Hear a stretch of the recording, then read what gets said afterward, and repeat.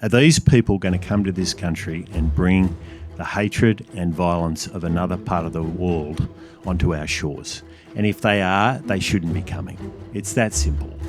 I mean, when new Australians stand up and make their vows at citizenship ceremonies, they commit to the importance of democracy, obeying the law, and our basic freedoms. And so I think it's completely acceptable that we ask that people who come to the country also accept those basic values and beliefs.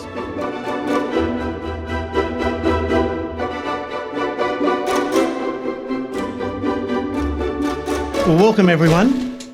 Distinguished guests, former Prime Minister, the Honourable John Howard, who we are particularly delighted to host at the Centre for Independent Studies today. Our Speaker, the new Leader of the Opposition, Mr Angus Taylor, the new Deputy Leader of the Opposition, Senator Jane Hume, the Honourable Senator James Patten, CIS board members led by Chairman Nicholas Moore and Deputy Chair Philippa Stone, and many CIS supporters without whom CIS would not exist. And also our CIS scholar in residence, just arrived from the Washington-based Cato Institute and the author of the Superabundance book, Marion Chupi. A theme of our 50th today is that Australia has become a much more prosperous nation over the past half century, in large part because of policy reforms of openness promoted by CIS and mostly supported by both sides of politics. But also that 2026 is an echo of 1976, the last time that Australia was drifting and going backwards as it is today. So, like back then, Australia needs a new policy framework based again on choice, openness and enterprise, rather than on bigger government and more regulatory intrusion. This event today is the first of our Next 50 series, where we look forward to the next half century of policy impact. CIS is aligned with no political party, and I must make it clear that we had no input into the developments that turned this lunch event from being one that featured the opposition spokesman for Defence, Angus Taylor, to featuring the Liberal leader of the opposition and the alternative Prime Minister of Australia, Mr Angus Taylor.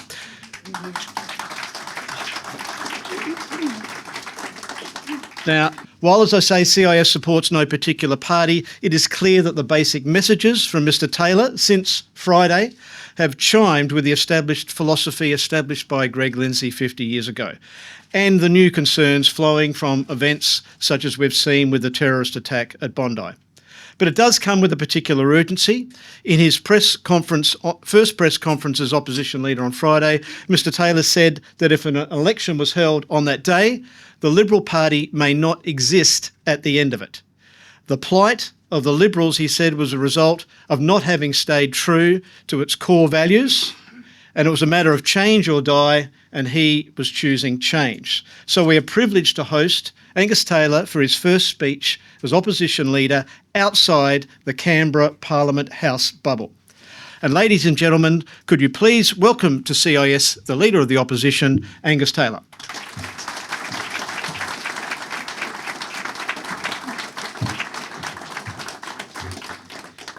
Well, thanks, Stutch. And ladies and gentlemen, it's absolutely fantastic to be here. Unexpectedly, I was expecting to give a speech on defence, but of course I have had to pivot, as you did, Stutch. But it is a great honour to be here at the CIS to give this speech, my second speech, my first one outside of the Canberra bubble, as you rightly said, Mike, but it is a great honour to be here. Can I acknowledge my wonderful colleagues who are here today, Jane Hume, the new Deputy of the party, and James Paterson, Senator James Paterson, who are great friends, great colleagues, and great supporters. It's wonderful to have both of you here today. I'm also honoured to have the former Prime Minister John Howard in the audience, and he is obviously someone who is a real role model to all of us in the Liberal Party, but to me in particular, and his advice over the years has been enormously important to me. He should not be attributed with any of the pluses or minuses of what I have done over the years, but at the end of the day, he's been an extraordinary role model. Stutch, congratulations on your new role, or not so new now. I think it's about 6 or 8 months since you became Executive Director of the CIS. I don't think there could be a better person to be playing that role right now. And I think the role of the CIS, as we just heard, is more important than ever. And it's wonderful to have you at the helm when we need someone with economic clout talking about the issues that really matter for Australia and for Australia to continue to deliver the economic prosperity that it has over such a long period of time. I'd also like to commend the leadership provided by Philippa Stone and Nick Moore, Nick the chairman, and he's here somewhere, and Philippa as well, of course, as the deputy, and it's wonderful to have you here today. I commend the entire CIS team and the work that you continue to do. I do get a chance to keep an eye on it and read as much of it as I can, because it is fantastic policy work, and we will continue to take it as very valuable input in our thinking.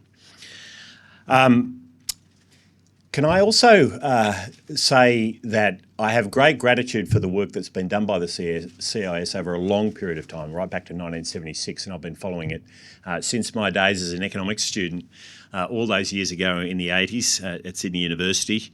It has been a great incubator of ideas that have informed public opinion and shaped public policy, and I have no doubt it will continue to do so.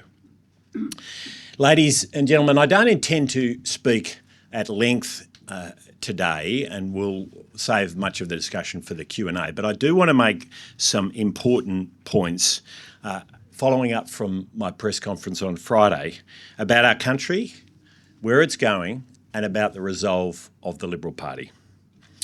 All is not well in Australia. From our cities to our coastal communities to our regional towns, Australians are struggling and they are anxious. Prices are through the roof. Inflation and interest rates are going back up. Intergenerational debt is accumulating like never before. By around April this year, we're going to have $1 trillion of gross debt. Home ownership is out of reach for so many Australians.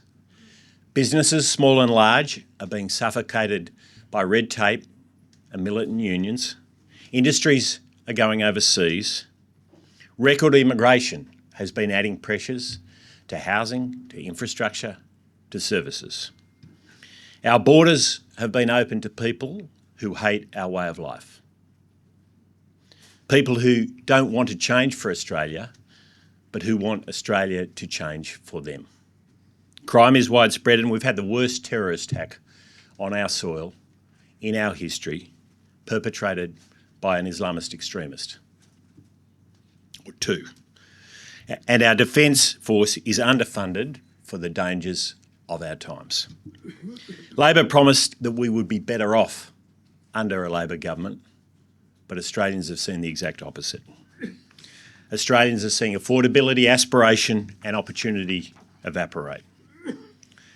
Australians are seeing a once confident nation beset by uncertainty, a nation adrift on a sea of troubles, and a nation not in control of its destiny. They're seeing the country they love change for the worse. And that's why on Friday I was crystal clear about the first priorities of a Liberal Party under my leadership. They are to protect our way of life and to restore our standard of living. Now, protecting our way of life is about many things. It's about re-establishing home ownership as the centrepiece of the Australian dream. It's about expanding childcare instead of forcing every family into the same universal system. It's about strengthening education by focusing on core knowledge, education, not indoctrination. It's about properly funding our Defence Force to deter threats and aggression in an age where the so-called rules-based order has been exposed as wishful thinking. It's about celebrating our history and our values and nurturing a deep love of country. And it's about having an immigration policy that puts the interests of Australians first. Immigration in particular is a key concern for Australians. Numbers have been too high, standards have been too low, and both must change. We are a great immigrant nation, but we must get it right. Under my leadership, the Liberal Party is resolute and resolved on getting immigration right. Resolute in lowering immigration levels, resolved to put Australian values at the centre of our immigration policy. And that's why I say again, if someone doesn't subscribe to our core beliefs, the door must be shut. If someone wants to import the hatred and violence of another place to our shores, the door must be shut. From immigration and home ownership to childcare and education to defence and national pride, there is much I'll be saying in the coming weeks and months about protecting our way of life as a nation. But today, I want to focus primarily on the Liberal Party's priority, restoring a rising standard of living. Now, in simple terms, our living standards have been going backwards to the Albanese government's failure in two critical areas: energy policy and economic policy. Everything is costing more because Australians in homes, in businesses, factories, energy has become more expensive. Higher energy prices spread right across the economy. Driven by their net zero ideology, Labor has turned its back on cheap and reliable energy. Albanese and Bowen would gladly spend trillions of taxpayers' dollars over decades to try to reach net zero. Labor is driven by a moral duty to reduce emissions that will reduce our living standards. In contrast, my moral duty is to restore our standard of living by restoring cheap and reliable energy. And I'm looking forward to announcing in due course a Shadow Energy Minister who will take the energy policy fight to Labor with grit and with gravitas. Just as the government has a disastrous energy policy, it has a ruinous economic policy. Anthony Albanese promised that big government, under his leadership, would fix Australia's problems. As Prime Minister, he has expanded government power unlike any before him. He's transforming Australia from a free market economy into a government-directed economy. And his actions have been defined by three typical traits of big government-leaning leaders: more taxes, more regulation, and more spending. Just consider these facts. Under Labor, personal income taxes have reached a record as a share of the economy. Carbon taxes have been going into place on the family vehicle, on manufacturing, on electricity. Indeed, last Friday, Labor sought to quietly release a review that paves the way for the government to impose a carbon tax on imported products. Yet another one. And it doesn't stop there. Labor's planning other new taxes on your home, on your superannuation, on your children's future. Under Labor, there's been 5,000 new regulations that are like sand in the gears of the economy. Last year was the worst year on record for business insolvencies, and contrary to the Prime Minister's desire for a future made in Australia, what we're actually seeing is a future made abroad as businesses keep moving offshore. Government spending as a proportion of the economy is at a 40% high or 40-year high outside of the pandemic, up from 24% to 27% of GDP since Labor came to power. And is it any surprise? Billions have been spent on energy subsidies, addressing the symptom, not the cause, of Labor's policy disaster on energy. Billions have been handed out to green energy industries, and billions have been expended to bloat the bureaucracy. Just last week, we discovered through Senate estimates this shocking fact. Since the election, there's been a $54 billion blowout in the medium-term budget bottom line. Labor has a dangerous addiction to spending other people's money. After all this taxation, all this regulation and all this spending, here's the truth. Bigger government hasn't meant better government. Big government hasn't meant a better Australia, and bigger government hasn't meant Australians are better off. And that's why I said on Friday that bigger government isn't the solution to Australia's problems. Australians are the solution to Australia's problems. I want better government that puts faith back in Australians. My commitment to Australians is that the Liberal Party I lead will have a freedom agenda at its core. What do I mean by this? I want a return of government that gets the big things right but gets off your back. I want workers to be freer, paying less tax. I want businesses to be freer, liberated from the reams of government paperwork that turns ambition into anxiety. And I want industries to be freer, unencumbered by roadblocks, so that we can make more onshore instead of seeing manufacturing continue to go offshore. I want Australians to be freer by eradicating the nanny state and giving you more choice.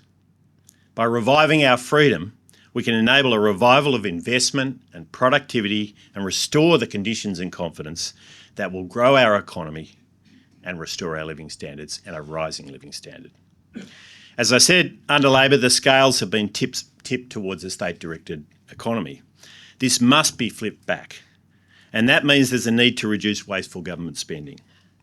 Of course, there'll always be areas where of the economy where the taxpayer money needs to be spent prudently and for good reasons. For example, our health system, our major infrastructure, on the Defence Force, on border security, to name a few. But under Labor, reckless spending is fueling inflation.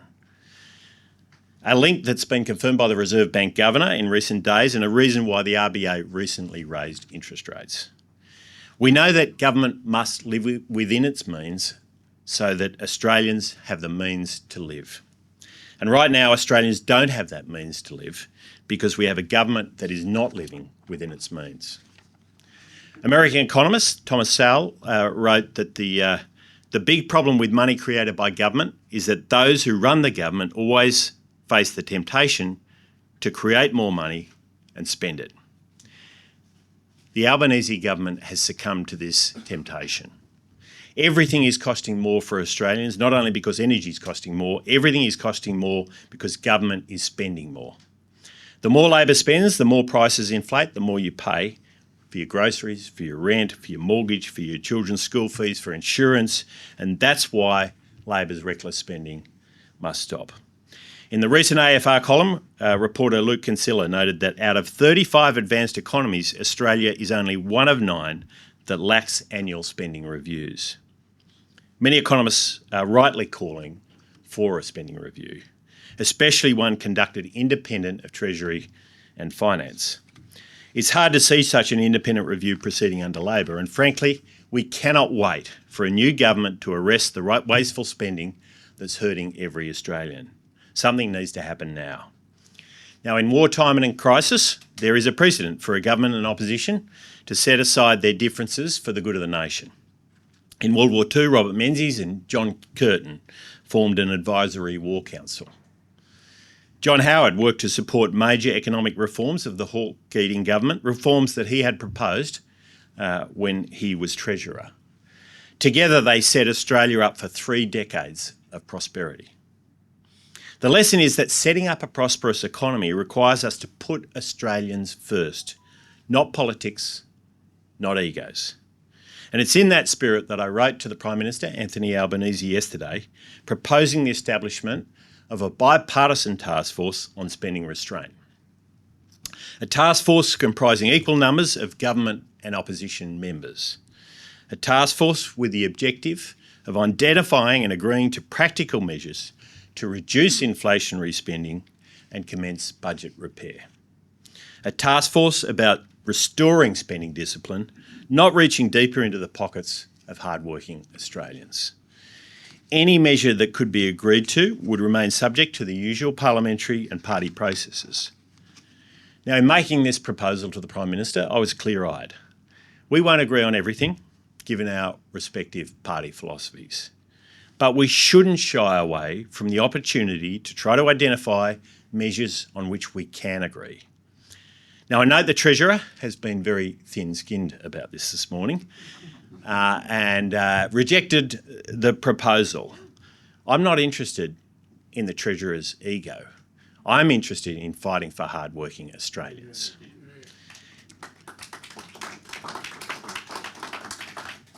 If Labor will not support this, my message is clear to the business community and to everyone in this room. Back this in. Urge the Prime Minister to reconsider. Let us work together to strengthen our government, our budgets. In other words, make sure that the spending is lower than it otherwise would have been, end the waste and beat inflation. For Australians who are working 2 jobs to pay the mortgage. And we see that wherever we go, time and time again. For Australians who are seeing their living standards collapse. This is the start, not the end, of economic reform we need to restore our standard of living and protect our way of life. Because right now, hard decisions must be made in the national interest, and hard decisions will need to be made more quickly through bipartisanship than could be made alone. To end our nation's cost of living crisis, we need to get this right, to defuse the $1 trillion of intergenerational debt that is accumulating and will be with us by April. We need to restore our standard of living for Australians today and tomorrow. That's my goal. That's the Liberal Party's goal. And frankly, that should be the Albanese government's goal as well. On that note, I look forward to your questions, Stutch, and thank you very much again for having me here today. I want to begin with what change or die, as you put it, for the Liberal Party, and what Andrew Neil, the doyen of British journalists, put to our concilium last October, the dire plight of the centre-right, as he put it. You've got One Nation outpolling the Liberals, just like Reform, Nigel Farage's Reform Party outpolling the Conservatives in the UK. And in the US, you've got the Republican Party subject to a hostile takeover, for better or worse, by Donald Trump. How do you fight One Nation in the bush and also get back some of the teal seats in the jewels of the Liberal Party in the leafy suburbs, which I presume you'll want to do? How do you do both of those things? Well, I think we can. We start by recognising the challenge, which is that we do need to change, and if we don't, we risk dying. But the way to get back is to get back to our core values. Free markets, economic liberalism, which I know is something that's championed here at the CIS, which is not always championed by populists around the world, along with making sure we protect our way of life, we protect our core institutions, which have been so central to the success of the Liberal Party and most importantly, the country over a long period of time, Stutch. Get that balance right, and I think we can get back to being the successful party that we have been historically. So do you think you could get a Barnaby Joyce back into the Nationals and an Allegra Spender into the Liberal Party? Well, the interesting thing is that I think the vast majority of people on our side of politics agree that we need to restore our standard of living, we need to protect our way of life, and I certainly believe, and I know the Liberal Party believes, that the way to restore our standard of living is to ensure that we have an economy where businesses and households can get on with their lives, make the choices they want, without government getting in the way, and I think that's the key. Core values that you referred to, and that was you see as the essential thing for the party to get back its support base. And you mentioned economic freedom. You're mentioning that private sector should make the investments that benefit all Australians rather than big government. In effect, you're asserting a Howard Costello centre-right heritage or orthodoxy, if you like. So a bit of a litmus test. You also said, I think on Friday, you don't like tariffs or tariffs imposed on Australia, so you're not in favour of protectionism. Andrew Hastie, we all know a few months ago, put out famously a video wanting Australia to go back to making cars in Australia when Australia was surrounded by a tariff and import and quota wall. How do you deal with that under a Taylor Liberal Party? Well, can I say Andrew Hastie is a fantastic member of our team and will continue to and will make a huge contribution as he has already been making. The second thing I will say is this. I intensely dislike impeding trade because it helps us. It's good for us. And right now Labor is clearly proposing and working up a proposal, an initiative to put tariffs on our imports. Make no mistake about it. That is what they've been working on for some time. They've indicated it, and it's been very clear in the last couple of days that they are proceeding down that track quickly. This is bad policy. I mean, this is the same Prime Minister who came out and said he intensely disliked what the US was doing in imposing tariffs on us, and meanwhile, at exactly the same time, was working up a policy to impose tariffs on our critical imports. And that will drive up the price of food. That will drive up the price of building materials in this country, and that will make Australians worse off. That's the carbon border tax adjustment. Carbon border adjustment mechanism. The CBAM. Yes, yes. We are in a world of strategic industries, supposedly, and vulnerabilities, and the need to get sovereign capability that we saw both with the pandemic and with the geopolitical challenge, I suppose, from China. Does a period of mobilisation that some suggest might lead towards war change the free trade orthodoxy or not? The heart of it is if you want to be strong as a nation, and you want to deliver Australians the strong economy, the rising incomes that they want, you've got to maintain a very strong predisposition to open markets, to opening up new markets for our exports, to avoiding imposing taxes on our imports. You also, of course, have to get your defence procurement right and make sure that we've got access to what we would need in a conflict. And I think Labor has not been thinking about this clearly. Our defence procurement in this country is in a complete mess.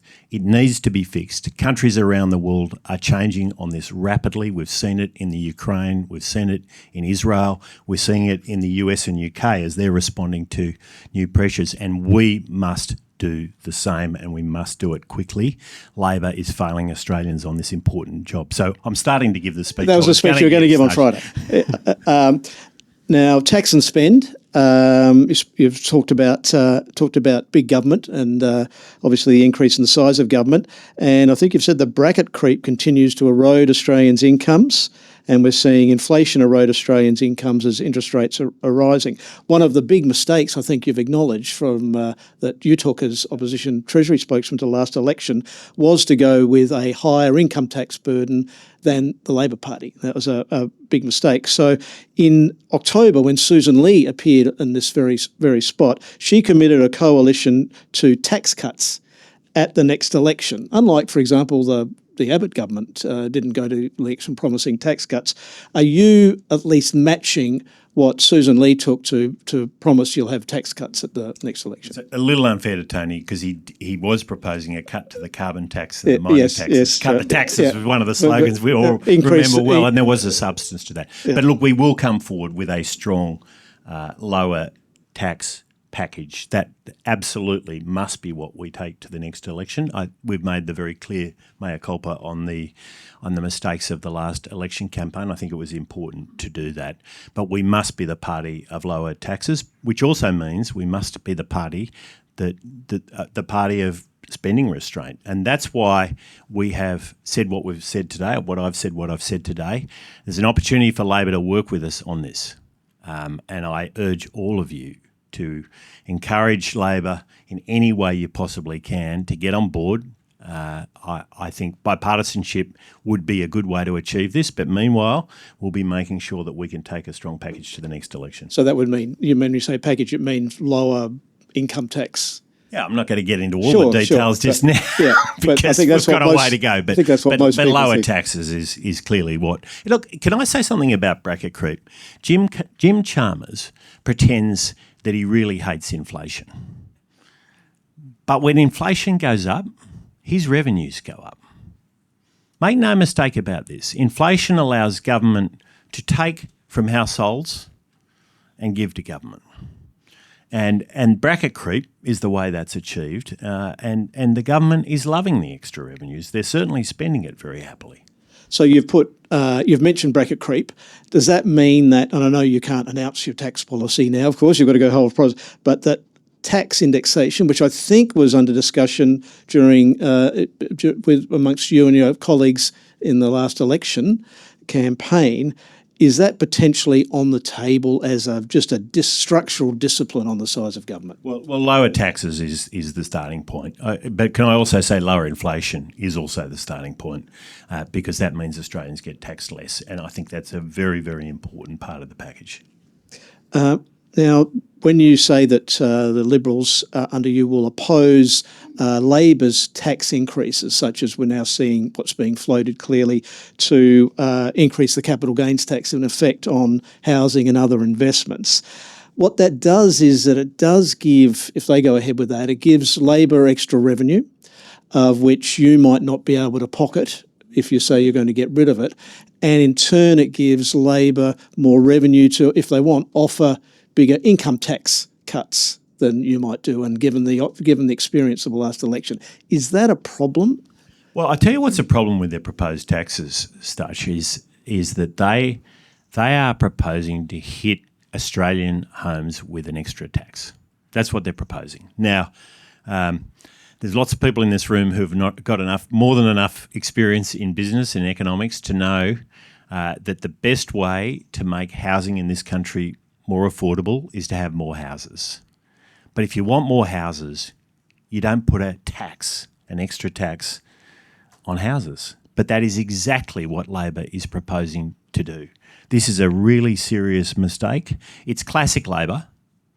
They will try to gaslight the Australian public into thinking that putting an extra tax on homes is going to deliver more homes. It won't. It'll make the situation worse.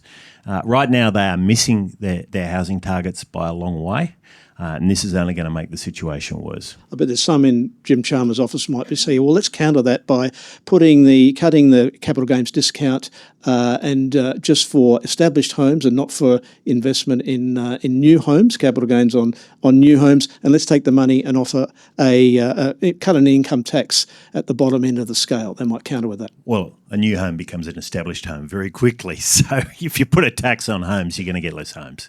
Let's make no mistake about it. And I think Labor likes the idea of just grabbing taxes from wherever they possibly can, because when they run out of their money, they're coming after yours.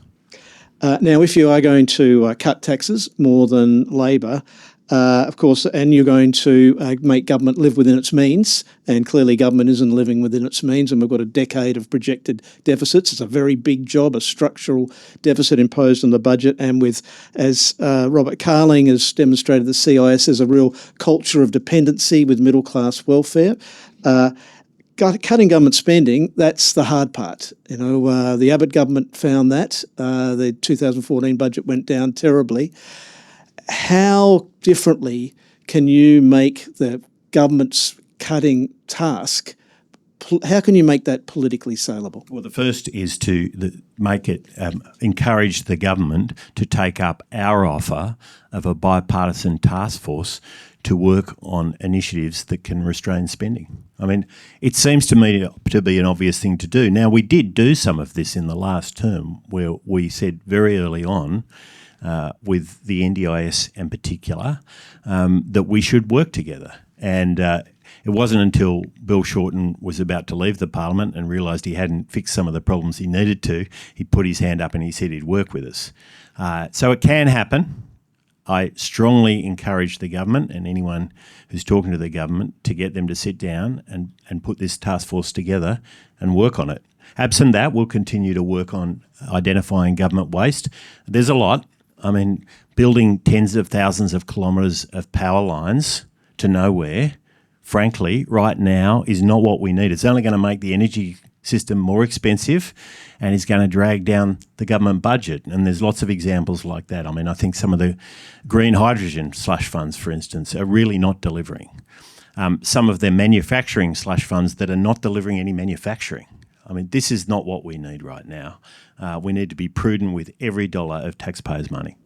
Now, in that was the news grab out of your speech of the bipartisan task force on spending restraint. You also urged just then for the business community to get behind your calls and put pressure on the government. Relations between the business community, particularly the big end of town, as they might say, and the Liberal Party sometimes have been strained in recent years. What do you want to do or not do about that? Well, the first thing I would say is, I think that the business community's got to respect the fact that our first fight, our main fight, is for middle Australia, hardworking Australians who are trying to get ahead. That must be our focus. But the business community plays an enormously important role, small and large, in our economy, and we want to work with them to have a stronger economy. I come from a private sector background, small and large business, of course, as you know. And so we've got to find alignment on issues like this. I think we can. And I think this is a very good example where the business community has a strong interest, we have a strong interest, and most importantly, Australians have a strong interest in budget restraint, spending restraint. And that will put downward pressure on inflation and interest rates, and we desperately need that right now. If I turn to immigration, obviously sometimes a contentious area. Net overseas migration, some of these sort of terms and measures are a bit hard to get a pure handle on. When I looked at it, the net overseas migration number was, I think, 305,000 as of mid last year, the latest numbers, and that's up from about 240,000 on average before the pandemic. It went up a lot. But of course, we had immigration during the pandemic for a time, and then it surged, and now it's come back. And population is probably about where it would have been, I think, if you just took a trend line through. So there's been a big fall. Are you looking to? And I know you haven't you're not going to put a number on it necessarily now, but do you want to take immigration to get rid of both the surge after the pandemic, or take it back to below where it was before the pandemic, which I think, when I looked at it, was about 240,000 people a year? Well, what's clear is that standards have been too low, numbers have been too high, and our values haven't been protected as they need to be. On the numbers, which is what your question was, to get up to over 500,000 is actually where it got to, which is more than the size of Canberra in a year. It doesn't matter what's come before. That is completely unsustainable. Your services can't keep up, your infrastructure can't keep up, your housing can't keep up. And it was completely unacceptable. Immigration is important to this country. You know, I'd like to say, and it's true, that I come from one of the great immigrant towns of Australia, Cooma, which, of course, after the Second World War, massive immigrant inflow, and it was a wonderful, wonderful place to grow up. It is enormously important, but it has to be done right. The standards have to be right, the numbers have to be right, and they have to be lower than they have been. I'm not going to give you a number today, which is what you're fishing for, Stutch, but the numbers have to be lower. There's no doubt about that. Lower than they were before the big blowout, or? Well, I think certainly lower than they've been. The other point I'd make about this is that Labor keeps saying they're going to come down, but when you look at their forecast versus what's happening, they keep missing. It keeps coming out higher. And Australians, you know, they don't sit there looking at the numbers, but they know something's wrong. They know, whilst I think Australians are very welcoming of immigrants, they're not welcoming of a situation where infrastructure and housing and services can't keep up. And it's very clear that the numbers have been way too high. Now, on the maps, perhaps what you might call the cultural aspects of it, and you're saying that you would propose to close the door on people who reject our way of life from being part of our immigration intake.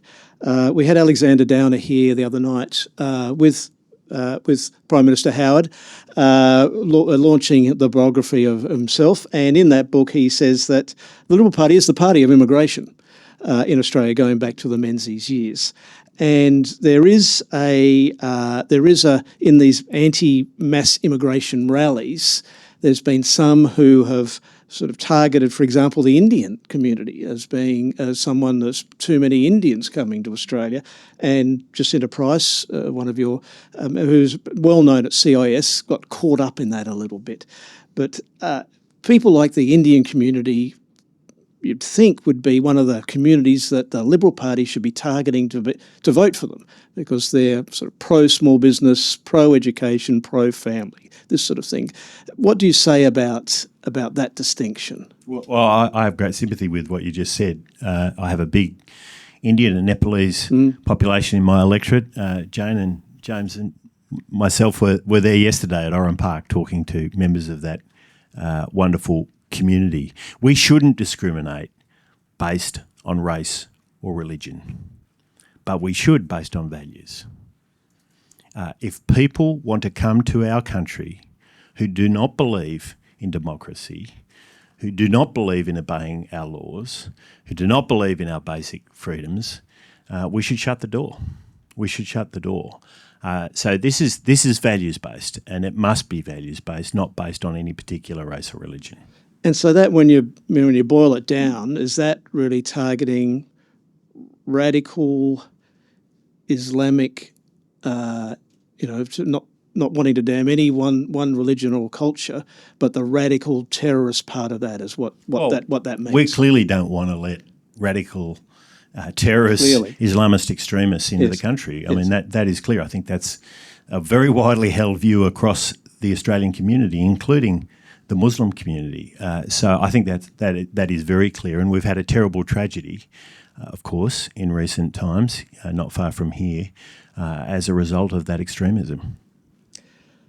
Turning to housing, which you've put a great store of, and that's the real sharp edge of the intergenerational struggle or inequity that we're seeing at the moment. You want to re-establish home ownership as the centrepiece of the Australian dream, but the feds have limited leverage over housing construction. Clearly, the government's not keeping up with its targets that it's set, the 1.2 million homes, I think, over X number of years. How would you sort of create more housing? Well, supply is the key. Yes. And the first thing you would do is avoid putting an extra tax on housing, because that will reduce supply. Well, and I think that's important. So that I think the federal government can have a real impact, at the very least, in getting it wrong. And this government has clearly got it wrong.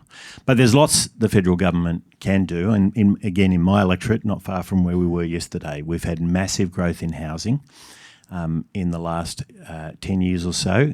And the key to that has been good infrastructure investment around the new Western Sydney airport, an initiative driven by Tony Abbott initially. And that has provided tens of thousands of new houses to Australians, and the federal government has played an important role in that. We should avoid adding to the cost of building a house. I mean, the red tape that's been imposed by the current federal government in terms of building a house, the National Construction Code, big changes to that. Well, they've driven up the cost of building a house. Make no mistake about it. Different estimates, $30,000 to $50,000 a house, something like that. It's a big number. And these are initiatives driven by a bad federal government that meanwhile tells us they want more housing, but is not delivering on their promises. We turn to childcare, and clearly Anthony Albanese, one of the things he's been gearing up to go to the next election is with what they call universal childcare, or a critic might call another unmeans-tested middle-class entitlement. Now, you've said in your opening press conference, you singled out this intention to have the system of universal childcare, and you said that will reduce financial pressures for family, expand childcare choice, and give children the best start in life, not force every family into a universal system. Now, we've had the activity test, the 3-day-a-week activity test, by which the primary caregiver has to be in full-time work or study. That's been abolished, and that's going to push childcare into the top 5 spending pressures for the budget, with probably more to come. What would you do to improve choice and to reduce the cost of childcare? Well, I think the starting point is that right now the government has been pushing us into a completely standardised childcare model at exactly the time when families want more choice and more flexibility. And I see time and time again as I talk to families around Australia, they want more flexibility and choice in the way childcare works. We had a young couple down in Goulburn on Saturday where both of them were working 2 jobs to pay the mortgage, 2 beautiful young kids, and they were struggling with the inflexibility of the childcare system. We see this wherever we go. We've got to free it up. We've got to make it more flexible. We have to give more choice.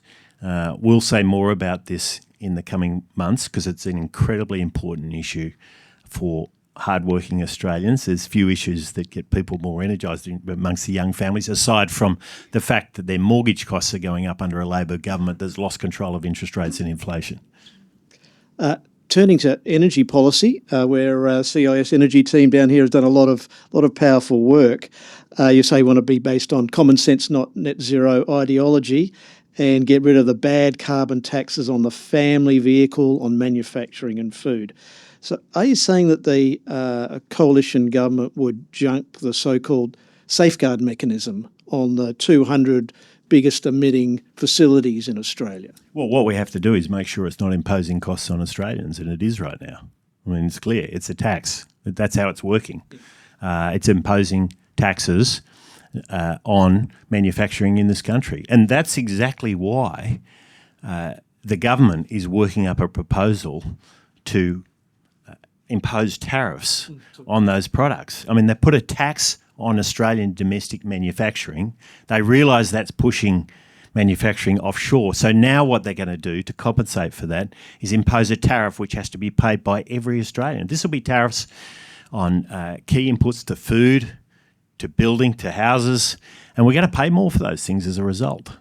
So this is the sort of hopeless policy we see from a Labor government that just doesn't understand how an economy works and is happy to impose costs on Australians if it suits their ideology. I think it was introduced by a coalition government, but ramped up by a Labor. But never like what it's become. I mean, Chris Bowen has taken so many things that we were doing sensible things with and used them for his ideology and imposing costs on Australians. I mean, we've seen under Chris Bowen an increase in electricity prices of what's almost 40% now.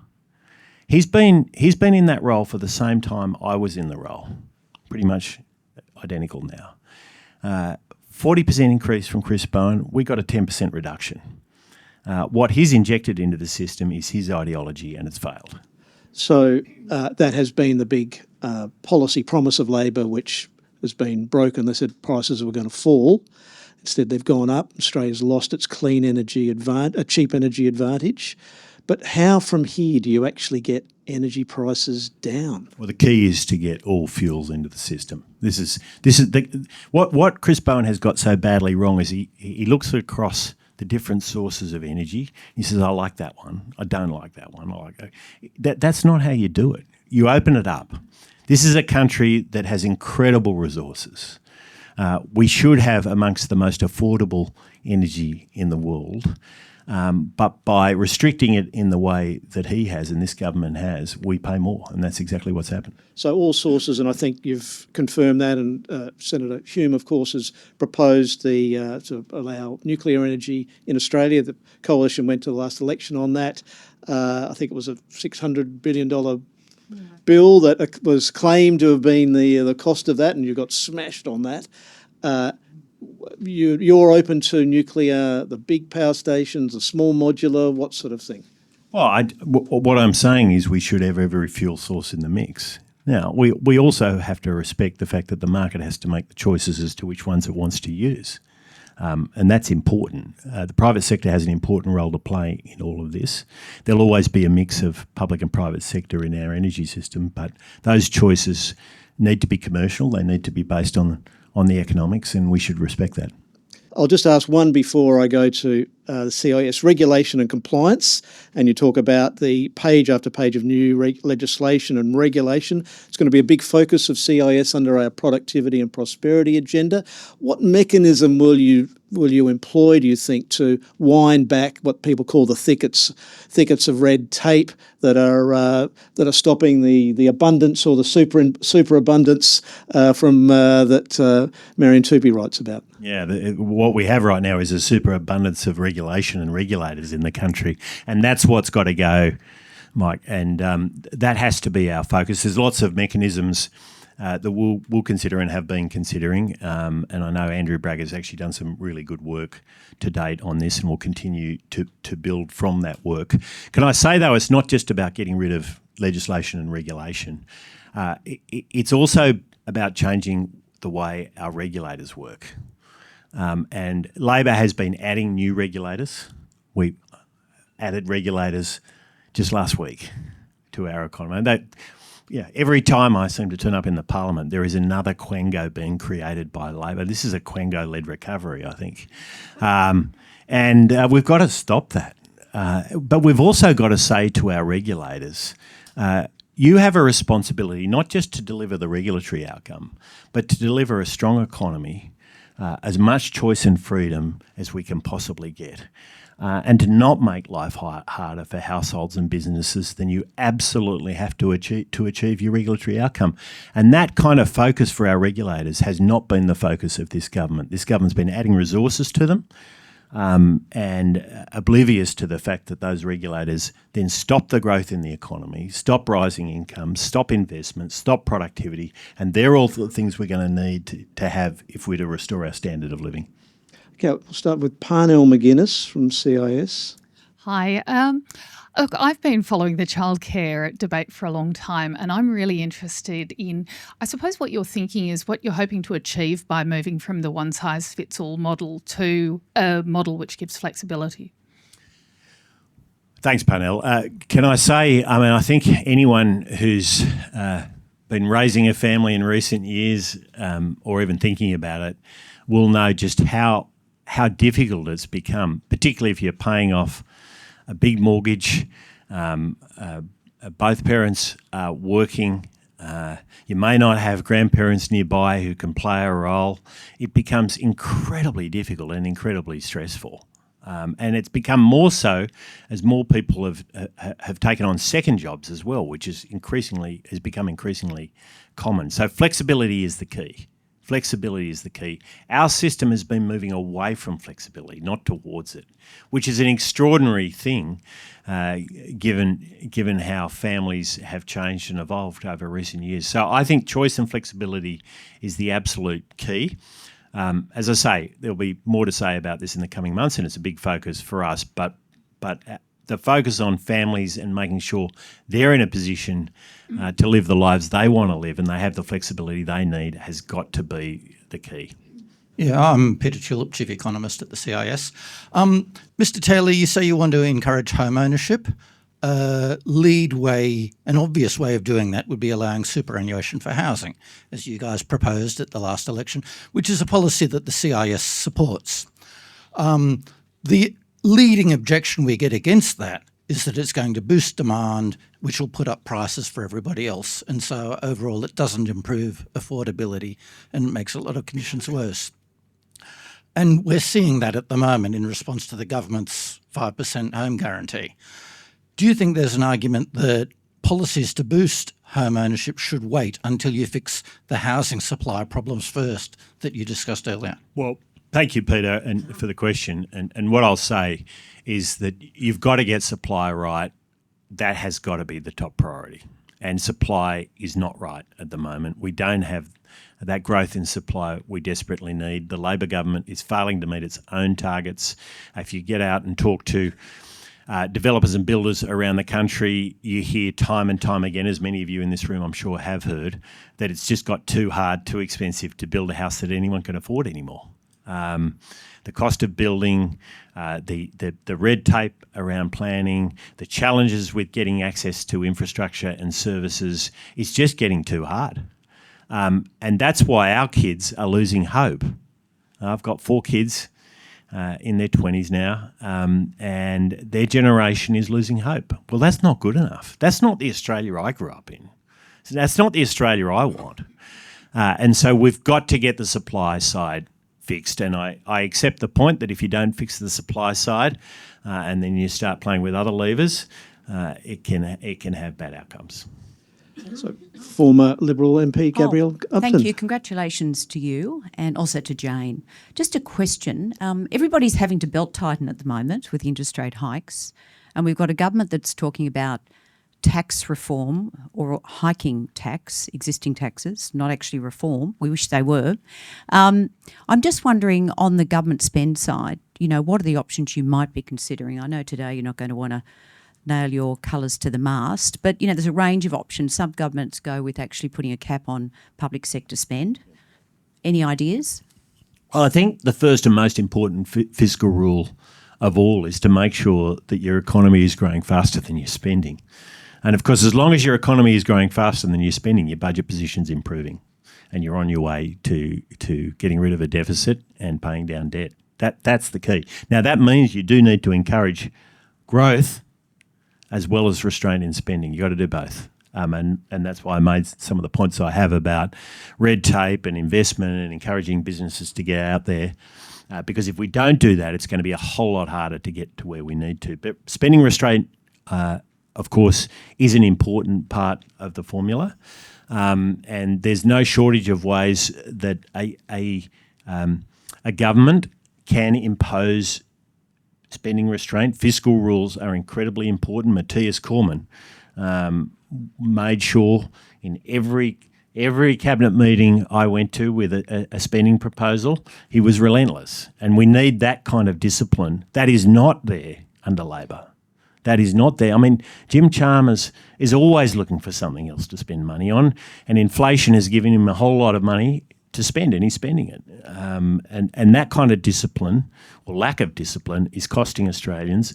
It's driving up inflation, it's driving up interest rates, and it's making their lives harder. Yeah, we've been waiting for some spending rules out of the opposition. Will you sort of want to get them out pretty quickly? Stutch, I'm waiting for some spending rules out of the government. Yes, yeah, but it's going to be good for you to put some up. You know, the first budget Jim Chalmers handed down, he just threw all the rules away. The Charter of Budget Honesty, it might as well not have happened. I mean, it was a creation of Peter Costello and John Howard back in the 90s. And yeah, we need to get the fiscal rules back. There's no question about that. My question is, would you commit to getting them out sort of pretty quickly from the opposition? Well, they're important.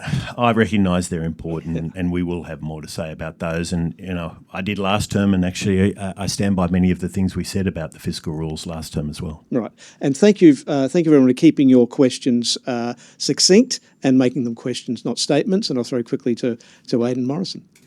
Thanks very much, Angus. I'm very glad to hear that you've raised some concern about the tens of thousands of kilometres of transmission, but I wanted to challenge you in particular whether you have the courage to really swing the axe and lock horns at the places and in the projects that are required, in particular where previous Liberal governments and leaders have committed to things such as Snowy 2.0.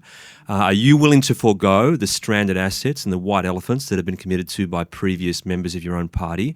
And furthermore, are you willing to lock horns with the institutions, such as the market operator, who have taken Labor Party policy and wrapped it around the language of being least cost and in the public interest, when we all know that actually is a policy that railroads us into high energy costs? Yeah, your last point, I think, is incredibly important. And this goes to my point earlier about regulators.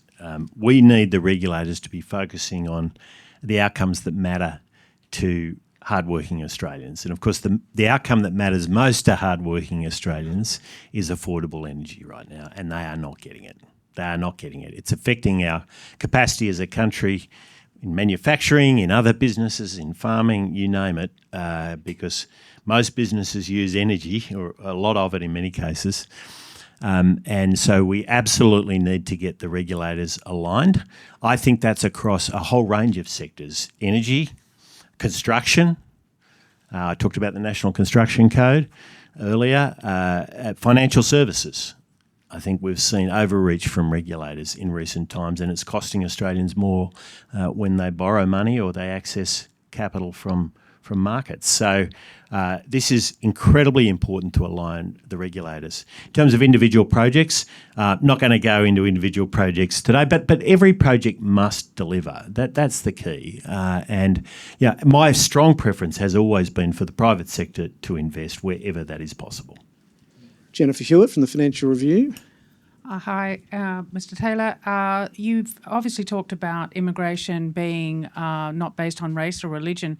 I'm sure you're aware that many media outlets are reporting today that the Liberal policy will include at least a temporary ban of up to 3 years on processing visas from regions that are associated with either radical groups or terrorism. Can you confirm that, or can you say what you think of that idea? And if I can sneak in a second one, that is on childcare. The idea of flexibility, I'm sure, appeals to most people, but the idea, for example, of family daycare, it seems to me that's going to be an obvious area with a great potential for financial fraud and abuse. Sure. So let me start with the first question, Jen. It's a very important question, but the starting point for me is values. Are these people going to come to this country and bring the hatred and violence of another part of the world onto our shores? And if they are, they shouldn't be coming. It's that simple.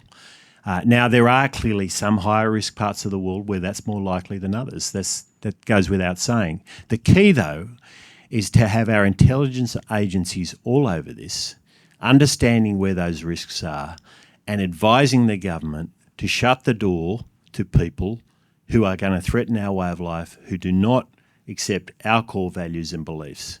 I mean, when new Australians stand up and make their vows at citizenship ceremonies, they commit to the importance of democracy, obeying the law, and our basic freedoms. That's what they do. We politicians go to these citizenship ceremonies all the time, and they're the vows. And so I think it's completely acceptable that we ask that people who come to the country also accept those basic values and beliefs. Well, I mean, the risks will differ depending on where people come from, but it's the individual that we've ultimately got to focus on. And if that individual is going to pose risk for Australians and doesn't accept our way of life, they shouldn't be coming. Sandy Dawson, you welcomed former Liberal Prime Minister John Howard. Is there any former Liberal Prime Minister that you regret not being able to welcome here today? Well, thank you for the question, Tony, and good to see you. Can I say that as a politician, we get a lot of free advice. The advice I get from John Howard is wonderful. Other Prime Ministers give advice that I'm less likely to listen to.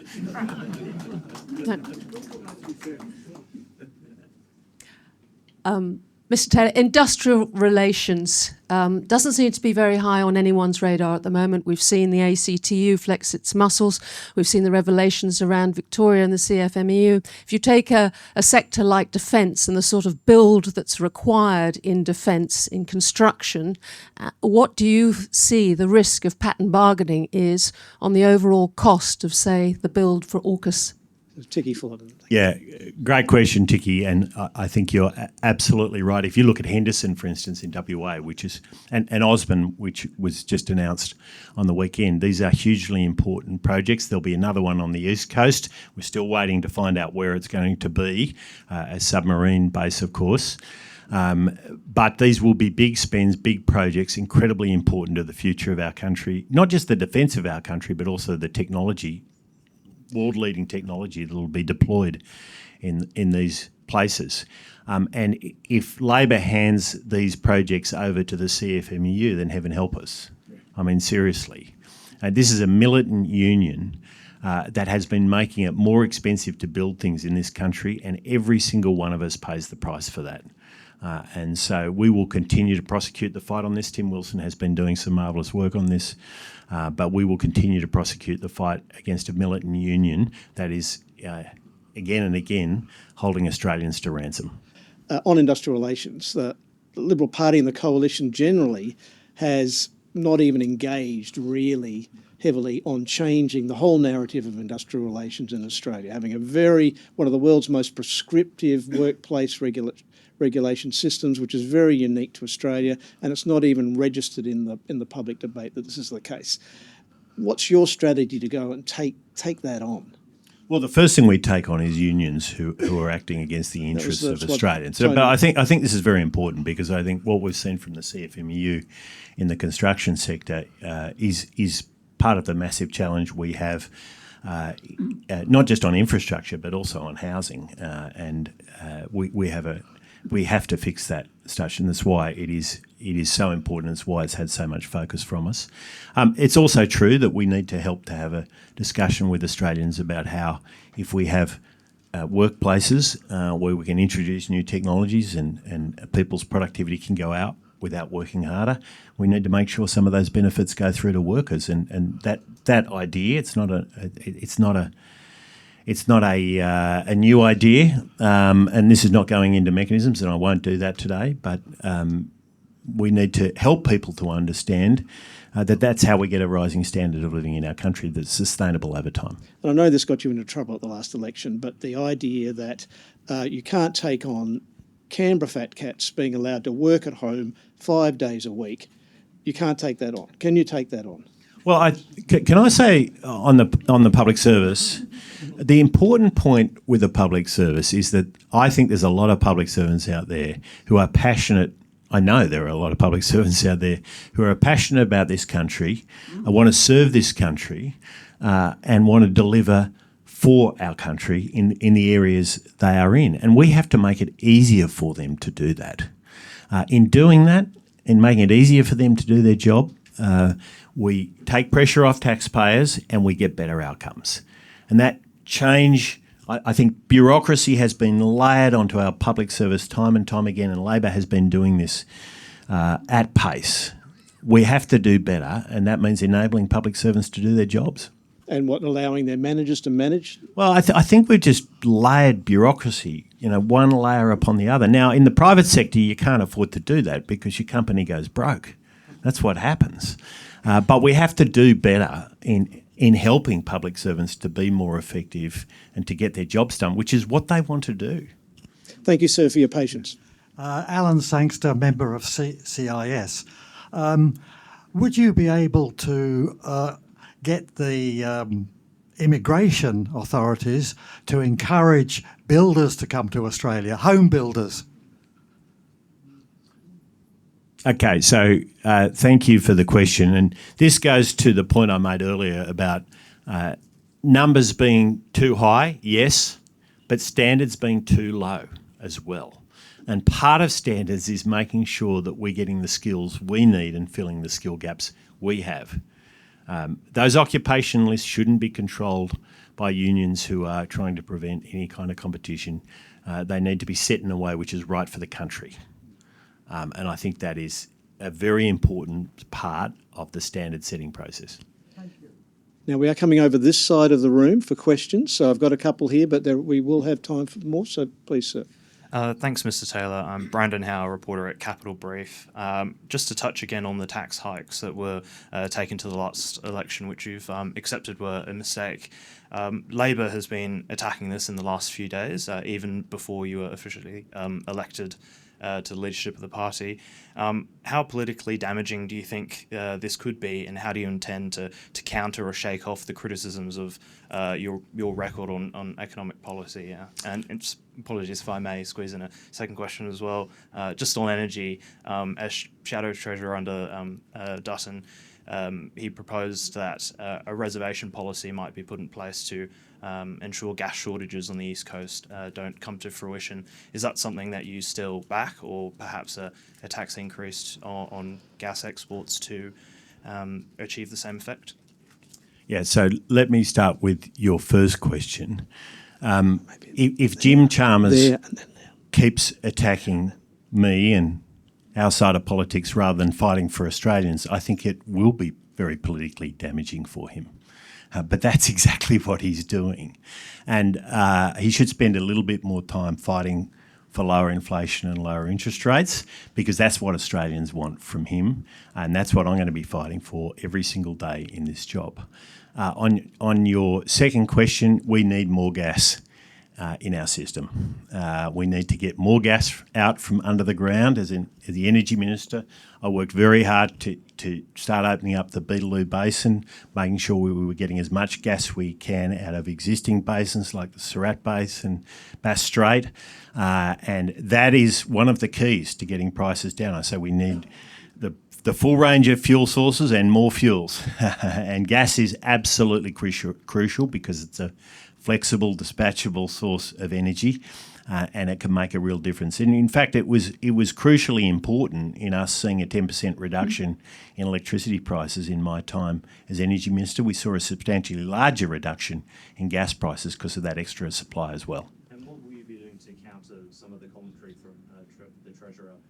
And do you think it might be damaging to yourself? I'll be fighting for Australians while he's trying to fight me. Can I just follow that question up on gas? That is an area where the previous coalition and yourself as well did wield a bit of a big stick against the gas producers, where you could say it was some threatened or actual intervention in the market. Do you think there's enough scope to just increase the supply from the basins you mentioned, and Santos, Narrabri, for instance, or does gas have to be, if you like, forcibly transferred from the export market with all the issues that comes with that to the domestic market? Well, I've long believed, long before that discussion even came up, Mike, that it's the responsibility of the government to do everything it can to get gas out from under the ground. If I go back 15 years, I was fighting to get the Victorian government to get more gas out from under the ground with Peter Reith.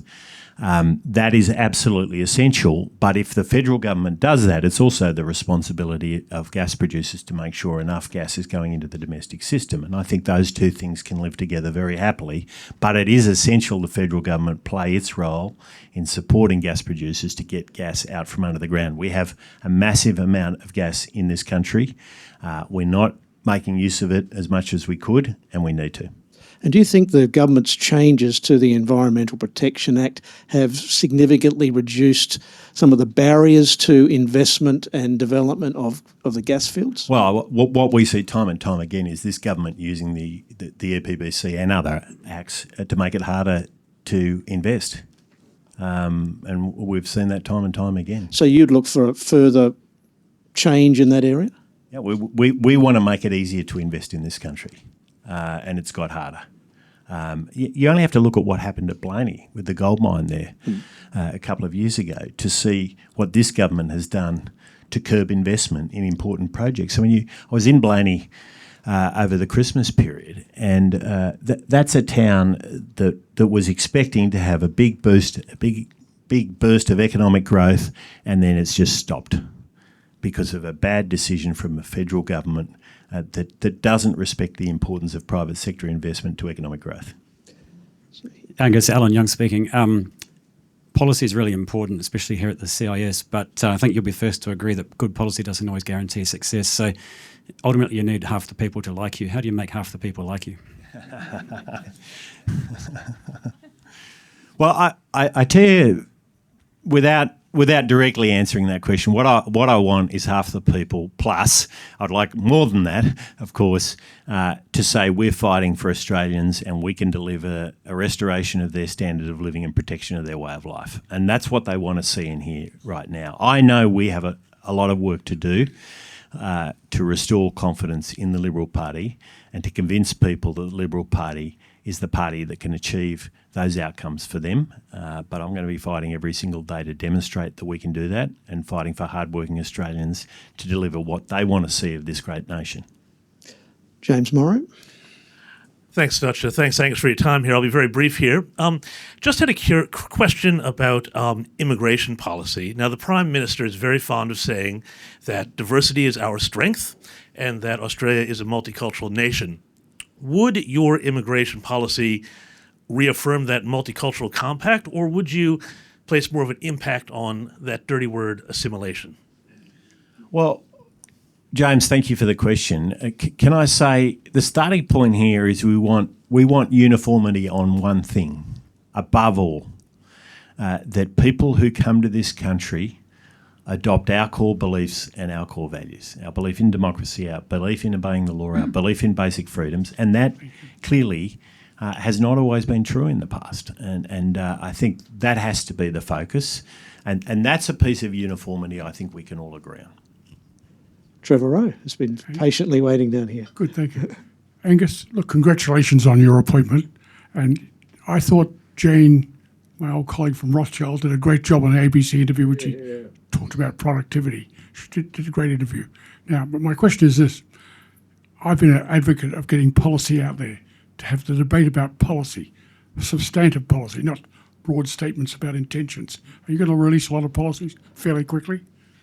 Yeah, sure. Great question, and of course the answer will be that we will of course release important policies in important areas. I've already outlined the priorities, the areas we will focus on under my leadership, and I'll announce a front bench in the coming days that will have a group of incredibly talented people to make sure that those policies are there in place in time. In advance of the next election, which I think was the essence of your question. No, I'm saying sooner than later. Yeah, I accept that point. Yes. So we've got just time for a couple more questions. We've been peppering Angus, but here we are here. Rachel Kahn here. Thousands of police hours have been deployed to protect anti-Israel marches across this country over the past 2 years. Arguably, they have emboldened people and possibly even resulted in the worst terrorist attack in Australia. What does the Liberal Party have in mind to react or prevent this kind of divisive behaviour that has been tearing apart our society for, as I say, over 2 years? Does the Liberal Party have a plan to respond, possibly to prevent these marches? Thank you, Rachel. Thank you. Yeah. So, I mean, preventing what happened in Bondi back in December, of course, has to be a top priority of any government, any responsible government. And I think the starting point of that is absolute moral clarity about what's going on here. We have had people who have not accepted our way of life, and that must be condemned. But can I say on the protests, I was struck by the fact that these protests in recent days have been talking about globalise the intifada. Let me translate. That is a call to violence. That is an unambiguous call to violence. And if the Prime Minister cannot condemn that, we're not even on first base. The Prime Minister must stand up and condemn that kind of language being used. And he has failed to do that, and this is a lack of moral clarity, and I condemn it.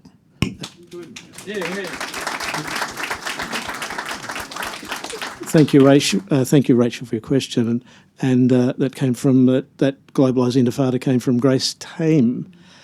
What do you think about? Well, I mean, given you've called on the Prime Minister to condemn it. So can I say that the starting point is to condemn it? I mean, you know, we talk about free speech in this country. I'm a very strong believer in free speech, but speech can be condemned, free or otherwise. And if the Prime Minister cannot condemn a call to violence, then it is a big problem for our country. And he lacks the sense of right and wrong on this issue that I think is desperately needed.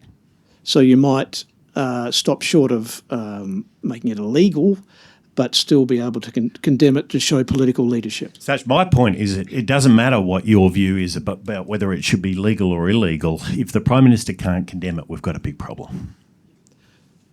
Austin Martin-Webber here. Congratulations on the appointment on Friday. I just wanted to ask a question about defence participation. We've got a roughly 10,000 person smaller defence force from 1985 until today.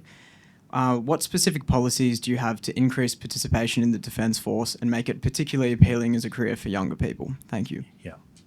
Great question, and very important question. The government's been missing its targets on defence personnel numbers, and this needs to be addressed. It's a big deal.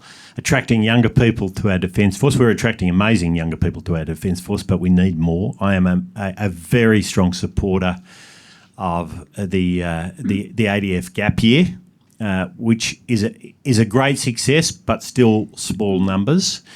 This is an opportunity for young Australians to go and work in the Defence Force for a year.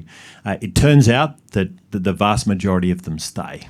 They discover what an incredible place this is to work, and we need more doing that. So we need initiatives like that. I think that's a very good example of what we can do, but what's very clear is we need more young people wanting to join our Defence Force if we're going to deal with the threats that are the worst we've seen since the Second World War. Well, I mean, I think the ADF gap year is a very, very good start, and I think we should be encouraging that program. I'm going to squeeze in one last question. Oh, congratulations, Angus, on your appointment. It's well overdue, and I know you're going to do a great job, and especially with the support of Jane and Senator Patterson, who his Senate estimates discussions are great things to watch and very, very good.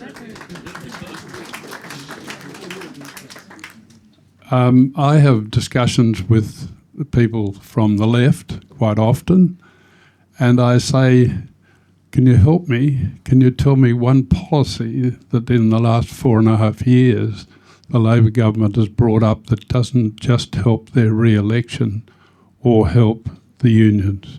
I find it hard to find one. You might be able to help me on that matter. Thank you, and well done. Well, I'm not sure I can help you on that matter, Andrew. And what strikes me time and time again about this Prime Minister and Treasurer is how much of their time and energy they focus on the politics rather than fighting for hardworking Australians. And to finish on that question, the job of Jane and myself and James and the rest of the team will be to fight for hardworking Australians every single day. I hear a sense of despair and hope out there, whilst the belief that this is the greatest country in the world, but we need to do better. I know the Liberal Party needs to do better, and that's what I'm going to be seeking to do over the coming months and years, of course, and thank you so much for the opportunity of being here today to talk to you about these things. Well, thank you for your question. So,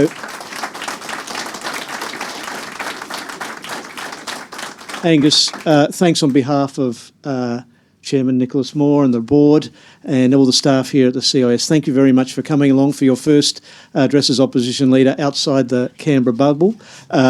We much appreciate it. Thanks for taking all the questions. You've been peppered with questions. You've taken them all from the floor without notice. That's always a good thing to do. So if everyone, can you please join me again in thanking Angus Taylor For decades, CIS has been a fiercely independent voice, working hard to promote sound Liberal principles. To be notified of our future videos, make sure you subscribe to our channel, then click the notification bell. We rely on the generosity of people like you for donations to advance our classical Liberal cause. Check out the links on screen now to see how you can get involved.